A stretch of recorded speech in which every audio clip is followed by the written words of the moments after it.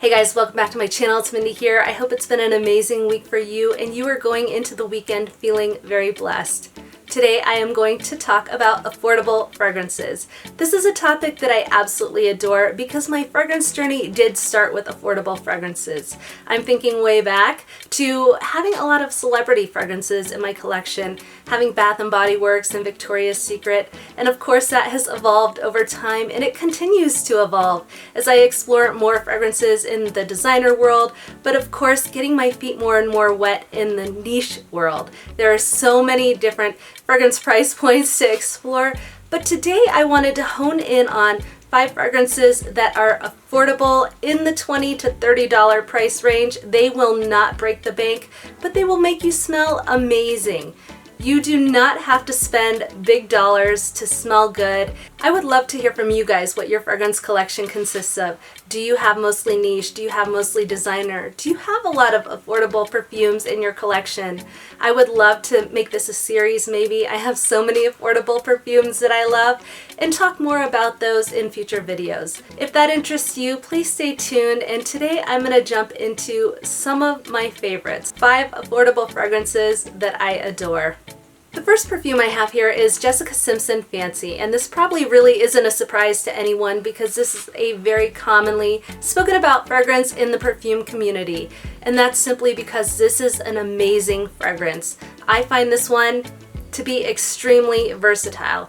I do wear it in the warm summer months where some people could probably argue that it is warm, it's delicious, it's a heavy gourmand, so it might be a little overpowering for some people, but for me, I find it to be versatile across all seasons. This is one that has a little bit of a synthetic caramel note, and that did put me off a little bit the very first time I smelled this fragrance, but I warmed up to it very, very quickly. After 20 minutes, I couldn't quit smelling my hand.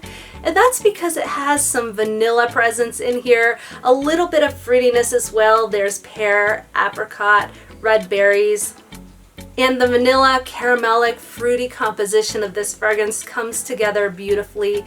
It's inexpensive, but it is a gorgeous gourmand that I enjoy wearing, and I would absolutely enjoy smelling this on somebody else. I do have a backup bottle for Jessica Simpson Fancy. I keep an extra bottle in my camper. This is just an easy reach for me, and I think a lot of people would really enjoy this gourmand. It's accessible at some of those discount retailers like TJ Maxx, like Marshalls, like Ross. So I definitely suggest getting your nose on this one if you haven't smelled it yet. That is Fancy by Jessica Simpson. The next fragrance that I have here is Club de Nuit Woman by Armaf, and this is a fragrance that is intended to be a dupe, a clone of Coco Mademoiselle by Chanel. Now, I bought this perfume after I had Coco Mademoiselle Intense, but before I bought the original Coco Mademoiselle EDP by Chanel. Club de Nuit shares a lot of similarities to Coco Mademoiselle Intense in that it does have a patchouli presence. It has that depth, that vanillic presence that you get from Coco Mademoiselle Intense, but it also shares some characteristics that I get from Coco Mademoiselle, the EDP. It has a little bit of brightness from it, from the citruses that are in here, specifically bergamot, grapefruit, there's orange in here as well. The composition of this one is really the perfect blend of what I get from Coco Mademoiselle Intense and the original Coco Mademoiselle EDP. This is one that is a standalone fragrance in my mind. It smells quite good. It makes you feel classy. It does have a little bit of an elegant quality to it. This is one that I just find to be quite versatile and really appropriate for any sort of occasion. One thing I will say about this one, and I've said it about both of the Chanel fragrances I referenced before, and that is that this is one of those fragrances that you have to let settle into your skin before you really make your judgment call on it. It can be a little bit harsh, it can be a little bit sharp at the initial blast, and I wasn't quite sure about it when I first sprayed it. Once it did settle into my skin, I found it to be quite lovely, and I do think a lot of people would really enjoy this one. If you don't want to spend the full price of the Chanel fragrances, I do think this is a very nice alternative. Again, this is Club de Nuit Woman by Armaf. The next fragrance that I have is Fleur de Femme, and this is by Rive. This is a fragrance that is commonly compared to Poison Girl, and this comes at a very low price point on Amazon. I think you can pick this up for between maybe $10, $12, possibly up to $15. This is an affordable fragrance that I absolutely adore, and I find myself reaching for quite a bit. I have done side-by-side comparisons of this perfume to Poison Girl, and I actually have a preference of Fleur de Femme over Poison Girl by Dior. And that's simply because when I spray Poison Girl, there is something that I get from it initially, a blast of something synthetic, something sharp, something that almost smells like paint thinner to me that I just can't get past. Yes, that goes away when it dries down on your skin, but this one feels a little bit more smooth to my nose. Yes, this is syrupy. It has a vanilla feel to it. It has some of the qualities that I find in Hypnotic Poison, sort of that root beer feel from the almond and the sour cherry that's in here. But this doesn't go too close to Hypnotic Poison. It's definitely a little bit more flirty, maybe a little bit more fun, maybe a little bit more lighthearted, a little more sweet, but definitely a gorgeous fragrance and one I find myself reaching for quite a bit. To me, Poison Girl actually has a little bit more citrus in it. It has a little bit less of that sweetness, a little bit less of that nuttiness and the sour cherry that I really do enjoy here. So this one has really hit the mark for me. This is one that I adore, one that I'll continue to wear. That is Fleur de Femme by Rive. The next one that I have is Cheirosa 62 Brazilian Crush by Sol de Janeiro, and this is another must-have in your collection if you are a gourmandie and you love those sweet, dense, rich perfumes. There's a nutty presence here with pistachio and almond, but it's also sweet with some caramel. There's vanilla in here.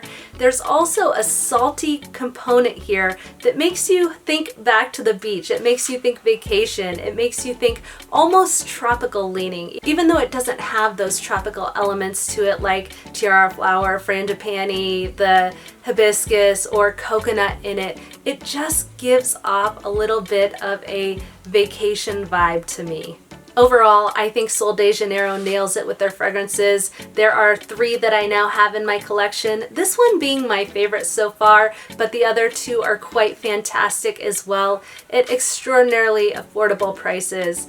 I am bringing Coco Cabana into my collection over the next couple days, and I'm really excited to try that one, whereas this one has that tropical feel, but it doesn't have any really tropical notes. Coco Cabana does have coconut, and I'm really excited to see how that plays in that particular perfume and to broaden my collection with this range because they are quite fantastic. Again, this one is Brazilian Crush Cheirosa 62 by Sol de Janeiro. The last fragrance I have here to round out my 5 affordable fragrances is Vanilla Bourbon by Mix Bar. This is an easily accessible fragrance. It is available at Target and it comes at a very reasonable price point in the range of $20 if I remember correctly. And this is a smooth, comforting, easy to wear vanilla fragrance that has a little bit of a boozy element to it. There is oak in this fragrance and it gives off that bourbon feel just as the name suggests. Somebody recently asked me if Vanilla Bourbon smells anything like Bare Vanilla by Victoria's Secret recently, and so I went and compared them side by side. I do think that this has quite a few parallels to that fragrance, and it does have a similar scent profile. What I would say about this one is it has more of that boozy feel that I really enjoy in this fragrance. I think both are fantastic, but this is one that I love to pick up. I love to wear. It's an easy reach for me and one I know will make me smell good. I think people who like fragrances like Spiritueuse Double Vanille by Guerlain or Nirvana Bourbon by Elizabeth and James, those fragrances that have a vanilla presence, but they also have a little bit of that booziness weaved in, I think they would really enjoy this perfume. It's soft, but it's sweet. It's nice. It lasts quite a while. It's still very present on my skin after about 6 hours, and one that I just consider to be an easy reach.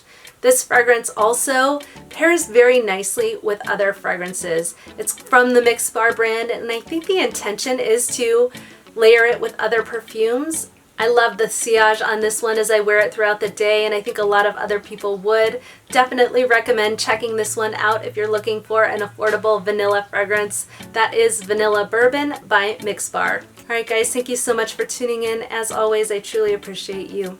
If you enjoyed this video on 5 affordable fragrances that I adore, please go ahead and give it a thumbs up and consider subscribing to my channel. I would love to do more videos like this in the future because I think there are so many affordable fragrances to play with, to choose from across all tastes and preferences. I hope you have an amazing rest of your week and a fantastic weekend. Hope you have a lot to be grateful and thankful for. Until next time, I'll see you soon.